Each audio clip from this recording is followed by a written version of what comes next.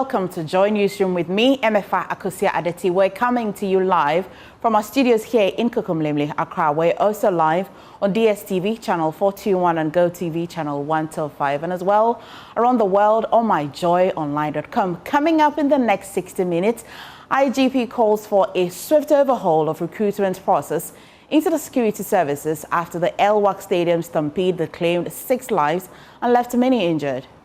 Tragedy should never happen again in favor of our national recruitment exercises. It calls for sober reflection and decisive action. We must take a closer look at our recruitment processes. We review, reform, and strengthen them, and then identify areas where improvement can be made to ensure the safety and dignity of all applicants. We have more as he calls for efficient and safer process to protect applicants who converge for documentation, verification and selection. And as well in the bulletin, Ghana is pushing for fairness in global climate decision at COP30, arguing that the global south must be supported to recover from the damage caused by decades of emission from the developed world. A lot of the CO2 and the emissions are disproportionately generated by advanced economies, and therefore the cost of dealing with that should also disproportionately fall on them. It shouldn't be equal. So that's it, but please stay for details.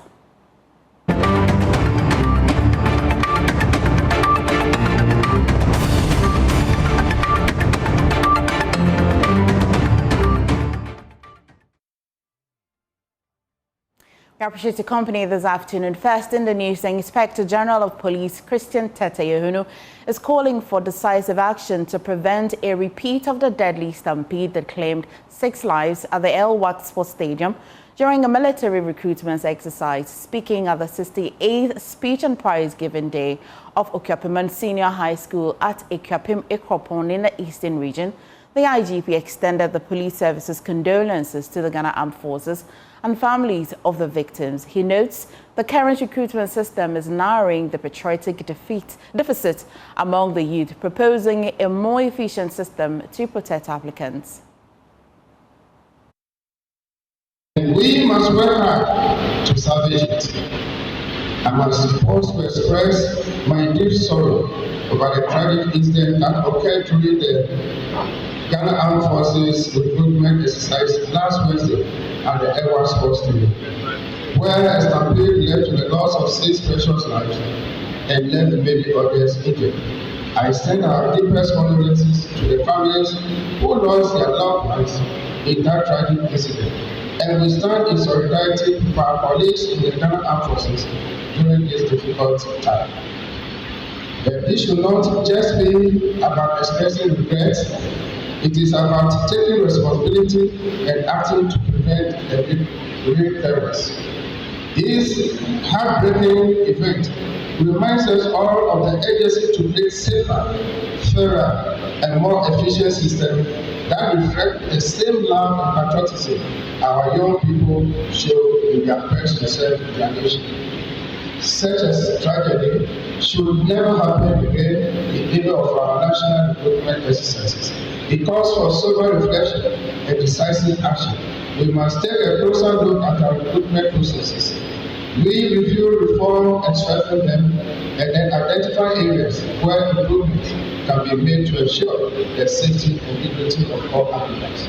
Beyond this, we all have a duty, including teachers, parents, former students, and community leaders, to nurture this spirit and reconnect with the pillars of friendship that inspire hope in the younger generation. That is why today's theme deserves high praise, as it reminds us that together we can cultivate a generation that is disciplined, dedicated, and patriotic, one that will carry forward the torch of national.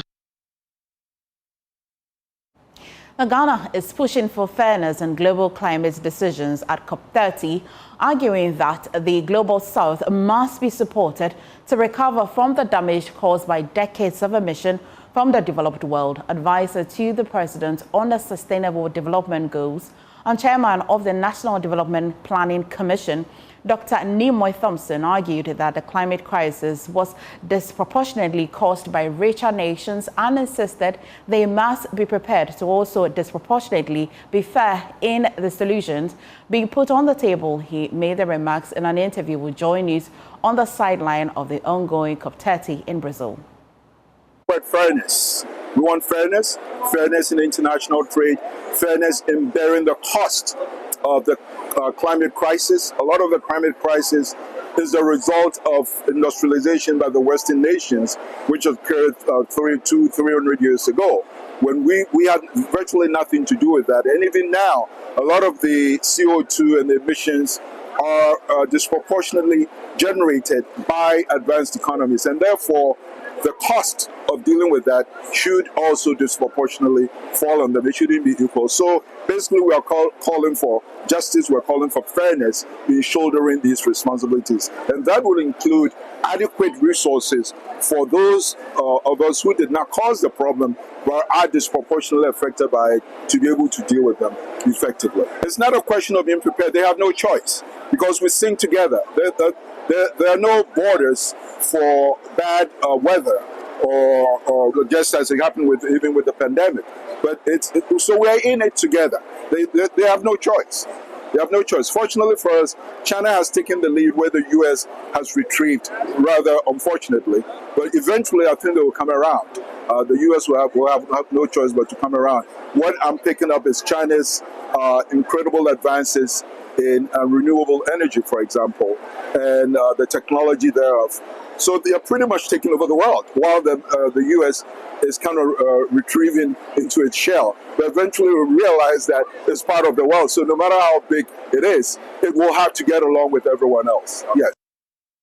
Now, Dr. Thompson added that Ghana must position itself to fully assess global climate financing opportunities to accelerate adaptation and mitigation measures. He urged policymakers to consider the economic risk of climate change and take decisive steps to protect vulnerable sectors, including coastal infrastructure, agriculture, and local livelihoods.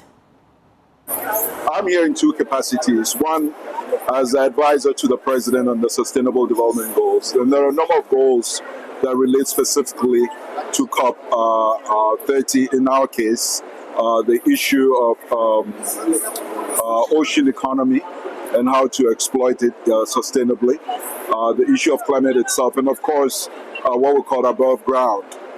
And then I'm also here as chairman of the National Development Planning Commission to make sure that the decisions taken here are adequately reflected in the medium-term development plan and also the annual action plans of the various MDAs and MMDAs also, as they prepare them every year for financing by the Ministry of Finance. Now, what are some of the specific issues here? The issue of financing is tops. As you know, there are always limitations in terms of financing for development. We are here looking for options or opportunities for sustainability issues on financing. There are many funds around the world actually running into billions of dollars that we can tap into, but we need to have a plan. One of the plans we had actually completed before coming here was what is known as the Sustainable Ocean Plan, which brings together what we call the Ocean Climate Nexus. And there's a whole list of activities and targets that will have to be funded. We cannot do that from the Government of Ghana funds alone. And so this particular forum creates the opportunity for us to identify potential sources and strategies for financing them. With respect to the relevance of COP to development itself, we all do know the consequences of climate change on economic growth. We need to tackle that. Otherwise, most of the investments that we'll make for our economic growth will come to naught. A typical example is what's happening with our shorelines in places like Keita and so forth. If we don't deal with that and we build highways, for instance, they'll get washed away by tidal waves or floods and so forth. There's the issue of implications of climate change for agriculture. It could affect yields which would affect rural livelihoods, which may increase poverty. So we need to look at all that. So when we talk about development, we are not just talking about macroeconomic issues, fiscal policies, monetary policies. They are all important, but we also need to look at these finer details of development. And still on climate, the Environmental Protection Authority and the Ghana Meteorological Agency are jointly calling for an expansion of weather monitoring stations to strengthen Ghana's early warning systems. The two institutions cited the lack of adequate infrastructure and limited access to local climate data as major setbacks to accurate forecasting, a gap they warn undermines resilience in a rapidly changing climate. The call was made during the first meeting of the Intergovernmental Panel on Climate Change Working Groups on the sidelines of COP30 in Brazil, and Carlos Caloni was at the engagement and has filed this report. Created in 1988 by the World Meteorological Organization (WMO) and the United Nations Environment Programme, the IPCC provides government with scientific evidence to guide climate policy and action. To enhance global access to climate data, the IPCC developed the Interactive Atlas, a tool that visualizes climate trends, projections, and impact across regions. At a panel session during COP30, EPA Chief Executive Officer and IPCC Group 1 Vice Chair, Professor Nanama Brancluche said, the Atlas has improved access to vital data for informed climate decisions in Ghana. The Interactive Atlas has provided motivation for the Ghana Meteorological Agency to come up with a climate atlas for Ghana. Aside that, every Ghanaian can also have access equally as every other person in the world to access data from the Interactive Atlas and use for decision, for science reports, for publication, for anything you want to use it for. Professor Kluchi, however, noted that the lack of localized data remains a major challenge to accurate climate forecasting in the country. What normally we need to have is to have meteorological stations recording weather observation at very short distances. At least every 2 kilometers, we should have weather observation station. But we don't have that in Ghana. We have very wide distances where we have this observation. So it's a challenge for us, data gap. On his part, Director General of the Ghana Meteorological Agency, Dr. Eric Esuma, called for the establishment of more local weather stations to strengthen national climate prediction system. And so there are places you don't have data, and it makes it difficult for you to be able to predict when it comes to forecasting. Everybody in Ghana would love to have location-specific forecasts, isn't it? So they don't want us to say that it's going to rain in Accra and its environment, but they want you to say that it's going to rain Osu, Adenta, Medina. That's what people want to hear. We need to build more stations. We need more equipment to gather this data. Accuracy in weather prediction in an environment where climate change is the order of the day is what the call has been here at the COP30. Reporting from Belém, COP30 in Brazil. My name is Carlos Caloni for Joy News. Back in Ghana, according to the Lands Ministry, an estimated 5,252 hectares of forest reserves have been destroyed by illegal mining activities across the country. And the situation in the eastern region has affected livelihoods, and authorities there are quite worried.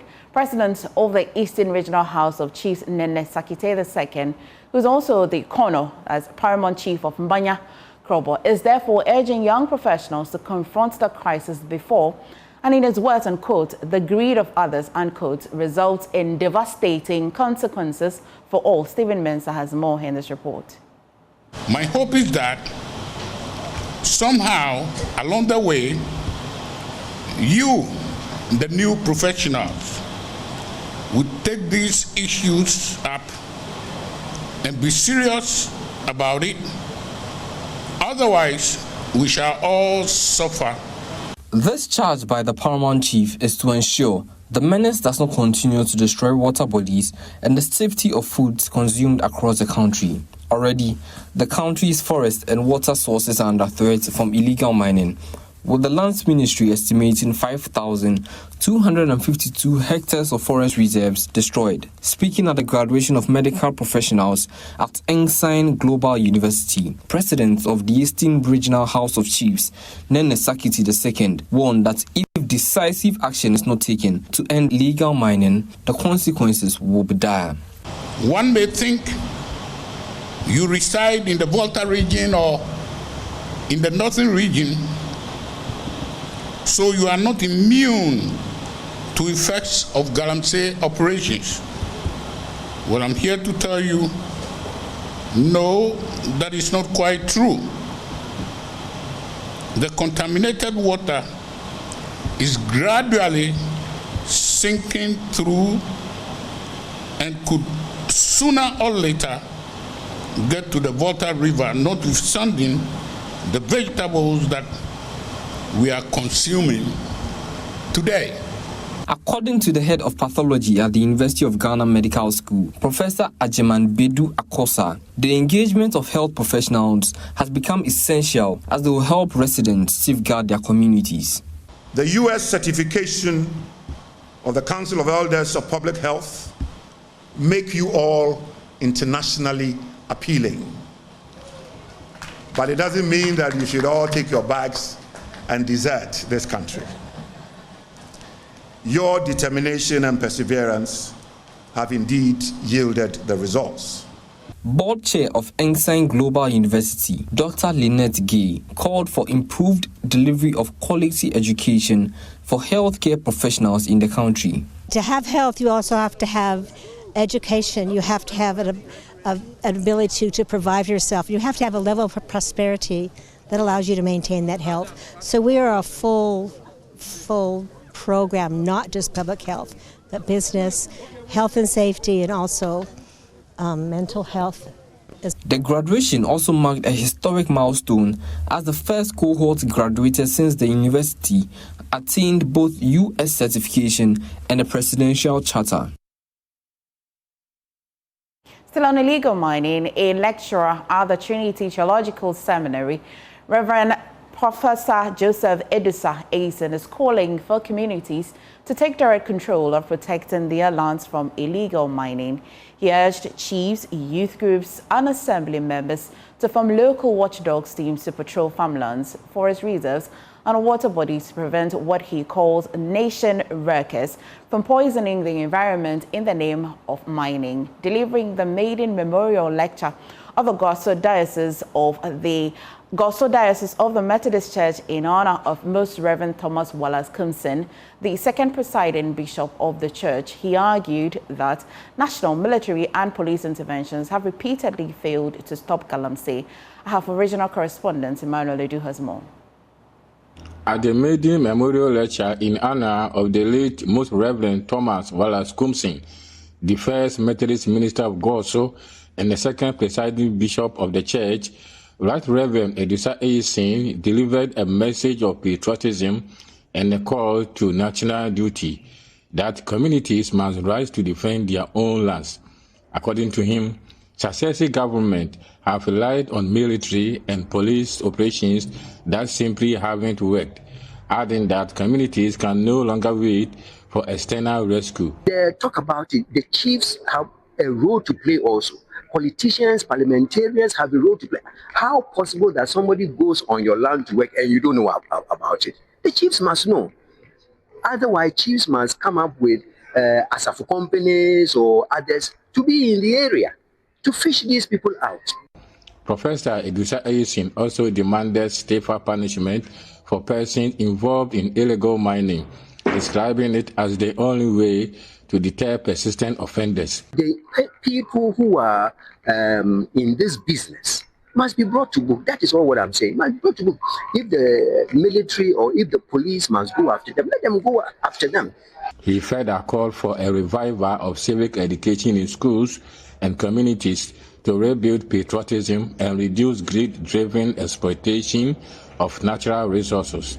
I think that certain things we must come back to. Civic education and what have you, so that right from the word go, children are taught some of these things, so they grow to appreciate that. I mean, when I do this, it goes against the state. Maybe we don't know. Maybe our children do not know, which is why we are doing this. The Bishop of Goso Diocese, Right Reverend Christopher K. Daxon, praised the legacy of the late T.W. Kumsin, saying that he championed responsible Christian service and values worth emulating as the diocese marks its 10th anniversary. Apart from the infrastructure problems that he left, he helped in promulgating certain rules and regulations for the church that will enhance the development and growth of the church. Emmanuel Edujenfield reports from Goso in the Hafo region for Joy News. Away from illegal mining, representing President John Mahama at the event, the Education Minister Haruna Idrisu said relations between Ghana and Angola have grown significantly in recent years, expanding across education, science and technology, oil and gas, arts and culture. There's more in this report. Over the years, Angola has positioned itself as one of Africa's fastest transforming countries, investing in infrastructure, diversifying its economy, and expanding diplomatic ties across the continent. Its relationship with Ghana has equally grown, anchored in shared values of regional cooperation, peace building, and economic development. The celebration attracted members of the diplomatic corps, government officials, representatives of international organizations, and the Angolan community living in Ghana. Angola's ambassador to Ghana, George Chimbaweti Shao, delivered a stirring anniversary address describing 11th November 1975 as a historic day that signals the birth of a free and independent nation. Reflecting on Angola's journey, the ambassador spoke about the difficult years that followed independence, marked by prolonged conflict and deep scars, while he highlighted the country's transformation after the restoration of lasting peace in 2002.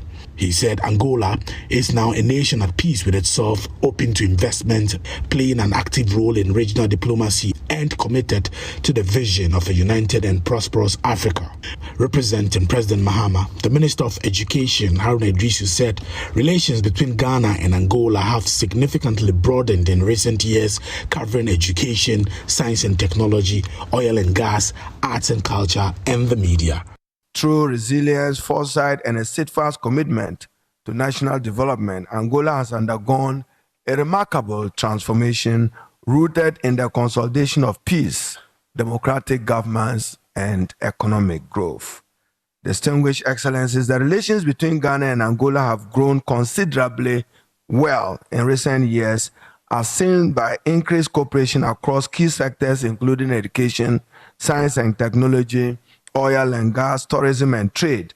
The government of Angola's commitment to strengthening bilateral relations through economic collaboration and knowledge exchange continue to play a pivotal role in advancing the shared development goals of our two countries, Ghana and Angola.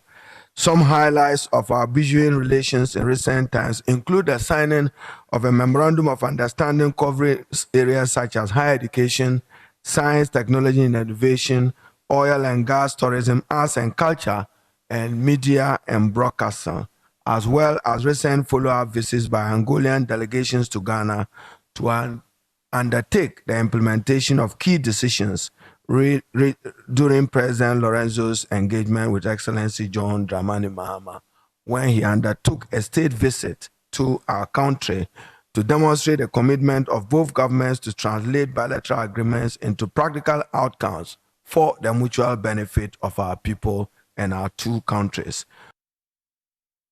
I'll take you to Upper West, where its regional director of the National Youth Authority, Vida Adi, has called on the youth in the country to take advantage of the Youth Leadership Fellowship implementation by the National Youth Authority to better their lives. She stated that districts across the country face unique challenges ranging from unemployment and climate change to digital exclusion that require innovative youth-driven solutions. The Youth Leadership Fellowship seeks to build a generation of youth who will lead with integrity, creativity, and sense of national purpose. Vida Adi made the statement after the training of 11 young leaders drawn from the 11 municipalities and districts of the Upper West Region. Rafiq Salam reports. The Youth Leadership Fellowship is a national flagship program implemented by the National Youth Authority designed to identify, equip, and empower young leaders drawn from each of the 261 metropolitan, municipal, and districts in the country to become transformational leaders and change makers in their various communities. Through an intensive year-long fellowship, the participants will receive leadership training, mentorship, and support to implement innovative district-level projects that will address local developmental challenges. Speaking at the El-Wak Youth Leadership Fellowship, Upper West Regional Director of the National Youth Authority, Vada Adi, posited that the program, which is aimed at building the leadership capacity of young Ghanaians, directly contributes to national priorities in youth empowerment, skills development, and inclusive governance. Vada Adi disclosed that the program is in phases yet are giving holistic training to the young leaders, urging the participants to take advantage of it to better their lives. This program will train 261 young leaders, one per district, in leadership, innovation, and civic engagement.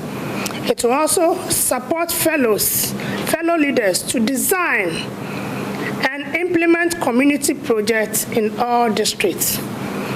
It will also foster a network of youth leaders engaged in policy dialogue and governance. It will also establish a sustainable alumni network of young Ghanaian leaders. Here in the Upper West region, we are privileged to have 11 participants representing each district in the Upper West region.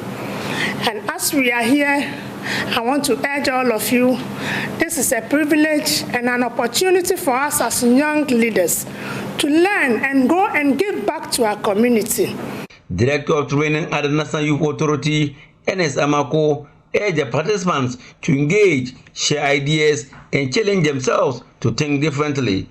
He stated that the future belongs to those who are ready to serve with heart, lead with vision, and to act with courage. Dr. Daniel Ampafo facilitated the program. Facilitating this program, taking them through leadership and ethics, governance and civic engagement, digital and innovation, entrepreneurship and project planning, and then communication and ethics. So these are the areas I'm taking them through. So far, the response has been good. It's been okay. And we hope that they will be ambassadors and to champion these areas in their various communities. Two of the participants shared their thoughts on the program. Say a very big thank you to the National Youth Authority for bringing up this educative program. I can say since we've been here, the kind of lectures we've gone through, I think is very educative, and I would like to commend the National Youth Authority for that. So far, so good.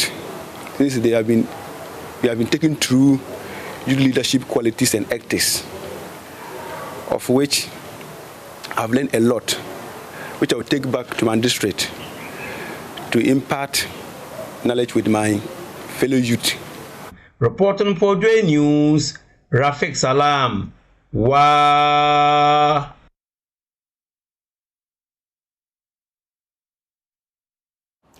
And with the advancements of technology, publishing has also evolved, and publishers have been urged to adopt to modern trends so they can sustain their businesses.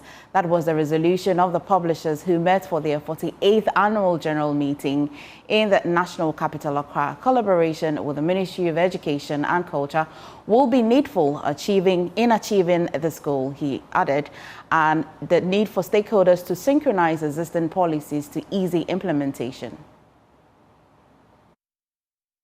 So we believe that right from the processes of our development of writing of books and all that, government must intervene. And this intervention is all about giving us the guidelines, giving us the promotion of how the books should be in the system. So government and stakeholders would fashion out something And then we are able to go through it, and it's working for us. So I see that the main challenge, the main opportunity that we can have is that government should listen to us, sit down with us, and together develop a very progressive policy. St. Monica's Senior High School in the Ashanti region has marked its 79th anniversary and prize-giving day with a call for renewed commitments to quality and holistic education in the 21st century.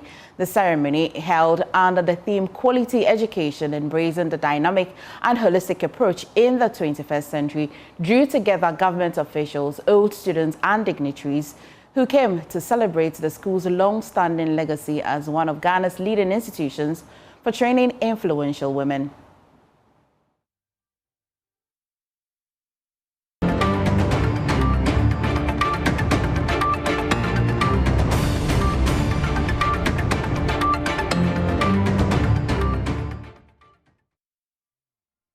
We apologize for that interruption, but St. Monica's Senior High School in the Ashanti region has marked its 79th anniversary and prize-giving day with a call for renewed commitment to quality and holistic education in the 21st century. The ceremony, held under the theme Quality Education Embracing the Dynamic and Holistic Approach in the 21st Century, drew together government officials, all students and dignitaries who came to celebrate the school's long-standing legacy as one of Ghana's leading institutions for training influential women.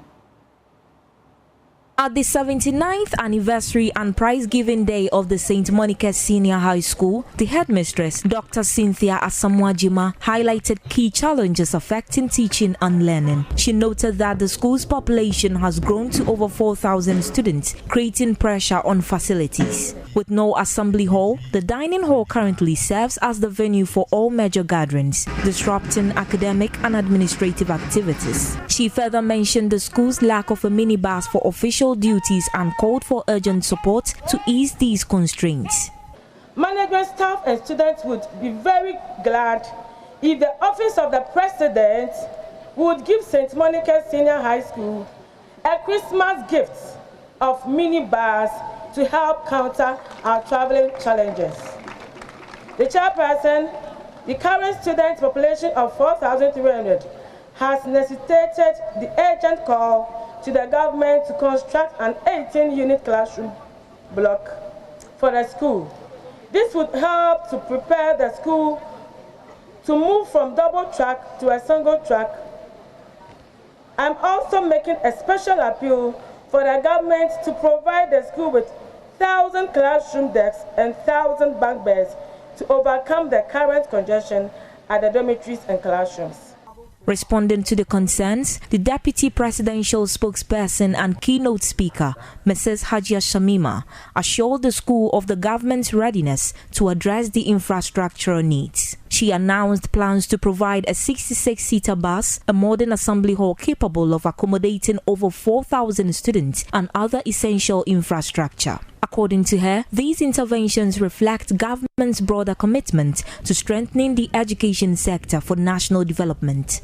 Mrs. Shamima also expressed worry over the rise of sexually transmitted infections in the country, especially among young girls, stating that many now fear pregnancy more than HIV/AIDS, a trend she attributed to increasing sexual irresponsibility among the youth. HIV/AIDS is increasing among youth populations because young people are engaging in irresponsible sexual practices where they choose not to protect themselves. Young people seem to be more fearful about pregnancies than they are about sexually transmitted diseases like HIV and AIDS. My dear sisters, 150,000 HIV new infections were reported in 2024. Last year alone in Ghana, 150,000 new HIV infections have been reported. Nobody is safe if none of us is safe. chairperson for the event, Honorable Frema Osei Opare, also addressed the gathering, expressing confidence that Ghana is progressing steadily in its educational reforms. She recalled how long and difficult the academic journey used to be in days, noting that the current system now allows students to progress more efficiently from senior high school to the tertiary level. She praised the country's ongoing transformation in technical and vocational education, describing it as a sign that Ghana is on the right path. For the university education, there were more girls coming in.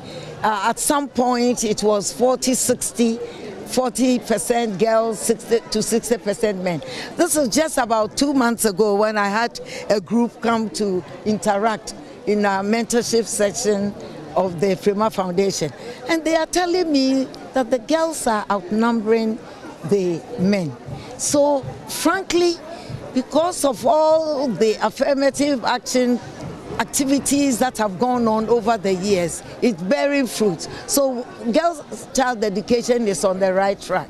Honorable Osei Opare advised the students to pursue holistic education beyond the traditional chew, pour and forget style. She encouraged them to research, explore and make meaningful contributions to their communities. The education is holistic. It is not about just imbibing a subject and say chew, pour, and let's say forget.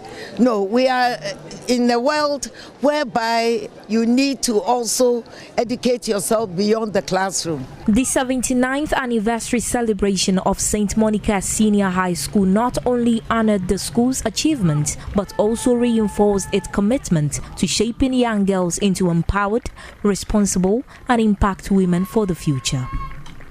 Reporting for Joy News, Josephine Sego, Kumasi.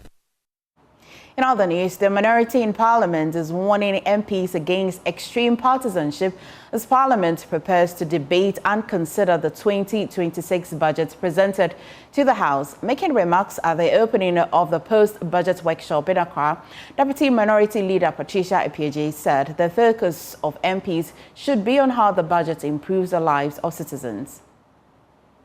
As we begin this workshop, let us engage in a spirit of learning, collaboration, and service. Let us move beyond party lines to focus on what truly matters, how this budget will impact the everyday lives of our people and the sustainability of our national finances.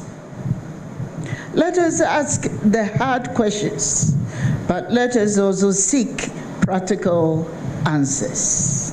At the end of this process, what will matter most in our collective input that helped shape a budget that is more balanced, more just, and more responsive to the needs of Ghanaians.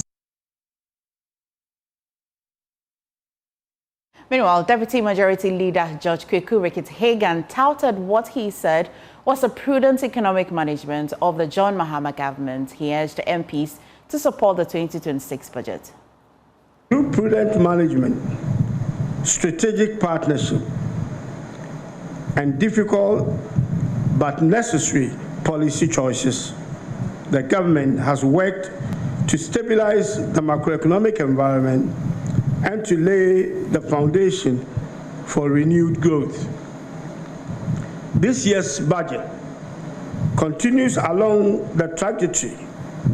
It reflects a commitment to fiscal discipline, efficient resource mobilization, and social investment.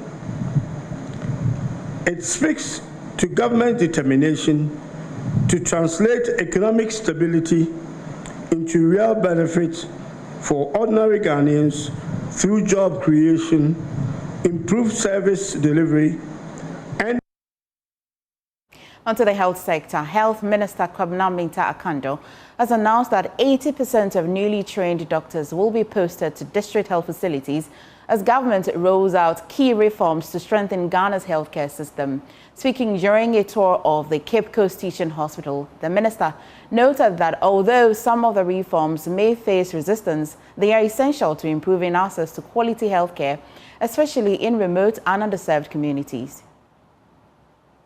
The Minister of Health, Kwabena Akando, visited the Cape Coast Teaching Hospital to observe its operations, interact with staff and management, and assess ongoing but unfinished projects. The visit comes after government announced plans to strengthen Ghana's health information management system through the introduction of a state-owned national health records software. Addressing the hospital's leadership, the minister outlined a series of new reforms being introduced in the health sector, including the posting of 80% of new doctors to Ghana's districts in a move he says will bring significant benefits to the state. So let us endeavor to handle our patients with care. Government will also continue to do its part of the bargain to make sure that we create the required atmosphere or environment to make sure you also carry your work smoothly. Our doors are always opened to varied opinions and criticisms. I only implore all of us to do our criticism constructively and with mutual respect. He also acknowledged that while some of the reforms may be unpopular, they are essential to improving the quality of healthcare delivery in the country. I must assure you that there is massive reforms in the health sector, massive one, and we are not going to relent on it. Some of them will come as a discomfort to you, but I think that in the long run, it will be beneficial to the state. One of such decisions is to post not less than 80% of our new doctors to the districts. And over the past 1 week or so, have come under strong and serious pressure. I mean, people are calling left, right, center. Some people want to come to UGMC, Kolebu, and we have insisted that we will only advertise where there are vacancies. The cities are choked. I can assure you that almost 50% of our medical doctors we have in this country are in Accra. Almost 50% are in Accra. If you put some of the teaching hospitals together with Kumasi and Kolebu, we have about 64% of our medical doctors there, leaving the rural areas. In my district, for example, I have only one medical doctor in the government hospital.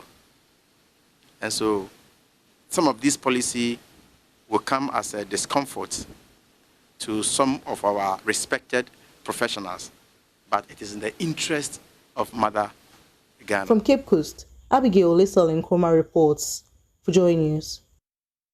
Now, still on health, representatives of ECOWAS member states and partners have reaffirmed their commitment to strengthening regional health security under the One Health framework. At the opening of this year's ECOWAS Regional One Health Technical Meeting in Accra, health experts warned that human encroachment into natural ecosystems continues to heighten the risk of zoonotic diseases across West Africa. The Ghana Health Service also used the platform to showcase the country's preparedness to respond swiftly to future pandemics. Nwala Karen Yali has more in this report.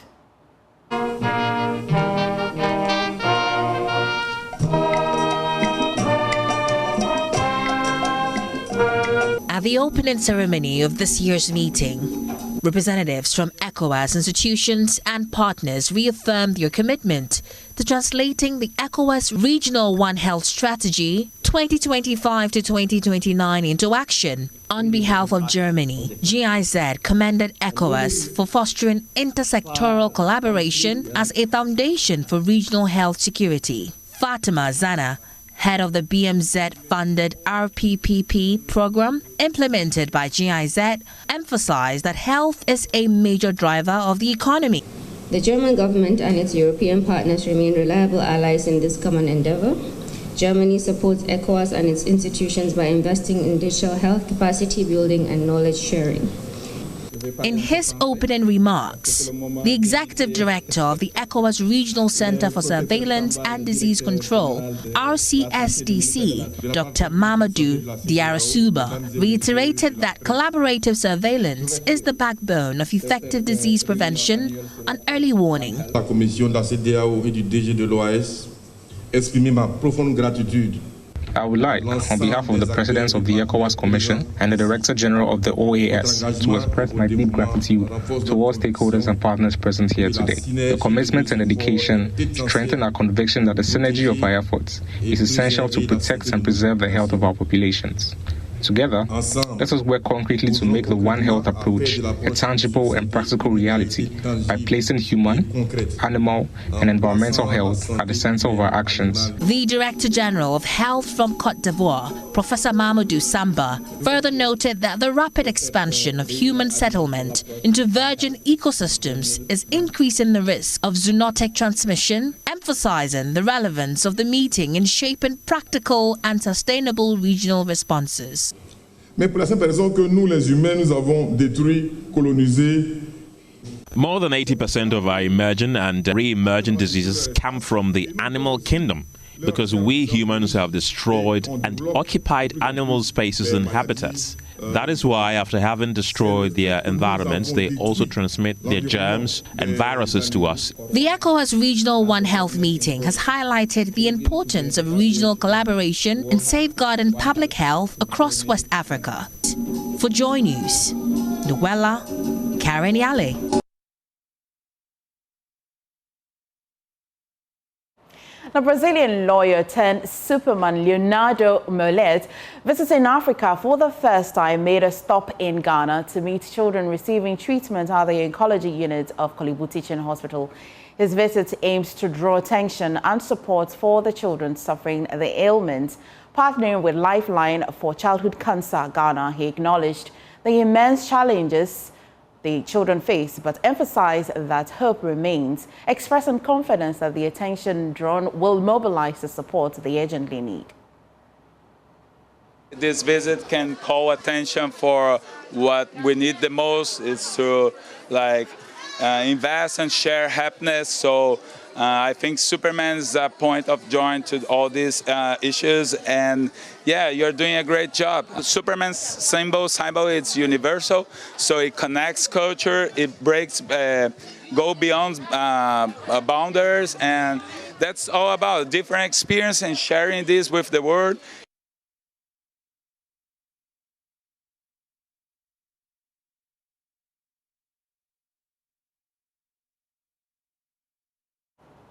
You're watching Newsroom with me, MFA Kosiadeti. Stay, there's more.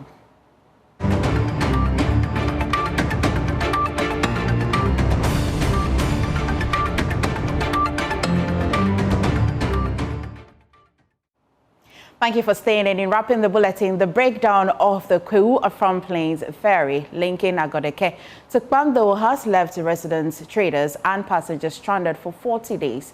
Heightening frustration across the area. The situation, they say, has disrupted education, healthcare access and trade activities, and they are calling for swift government intervention. The concerns were amplified at a press conference held by the concerned citizens of Kwewu-Afram Plains, where traditional leaders and community members described the crisis as a threat to both safety and livelihoods.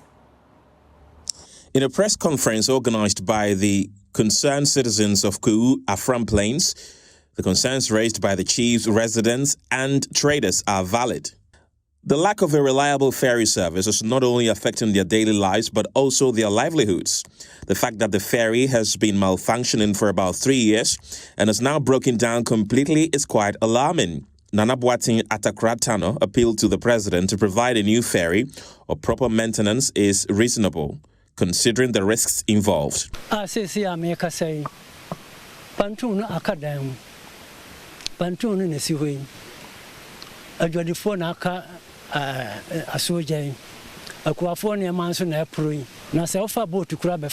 Ubeda Indiako. Yes, Srei Ramahama. I Naman Sumap and Tui Bai. So one Kai.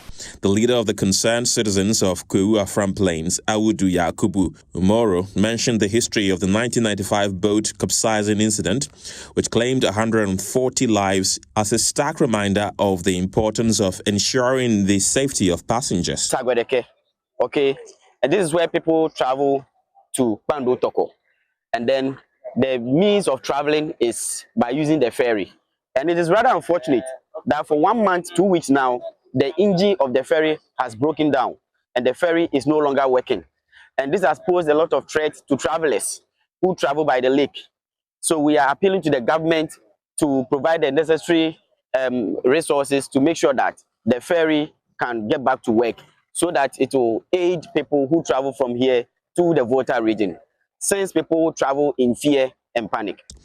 Speaking to the passengers and traders, they stressed that it is also worrying because the wooden engine boats are overcharging and overloaded, putting passengers' lives at risk. But I have a lot of goodness for the ferry, how the ferry was helping all of us. But as the ferry was puiling, why did not Volta Lake people could not do anything better to help the ferry? This is Agwadeke, and the biggest challenges we are facing is our ferry. Mostly, the long vehicle have been passing here through Echiaman from Asenyesu, whilst we have some of the biggest factory there. So our ferry is not good. So we are appealing to the government so that they will come and fix the brand new engine, or they will come and take this ferry away and bring another one. And that's how we wrap the bulletin for today. For more news, do log on to myjoyonline.com. I am MFA Akosia Adeti. Thank you for watching, but of course do stay for the law. And today we've got quite a surprise, not so much of a surprise, but a pleasant one for you, so stay.